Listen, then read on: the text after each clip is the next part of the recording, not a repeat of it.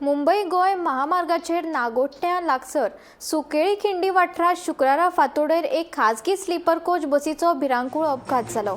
या अपघातात बस उमथली आनी 2 प्रवाशांक जाग्यारूच मरण आयले, जाल्यार 8 प्रवाशांक गंभीर दुखापत जाल्ल्याचें कळटा। ताचेर नागोठणे वाठारांतल्या सरकारी हॉस्पिटलांत उपचार सुरू आसा। ही बस मुंबय सावन गोंयांत येताली तेन्ना अचकीत चालकाचे बसीवयलें नियंत्रण सुटिल्ल्यान बस उमथून हो अपघात जाल्ल्याचें कळटा।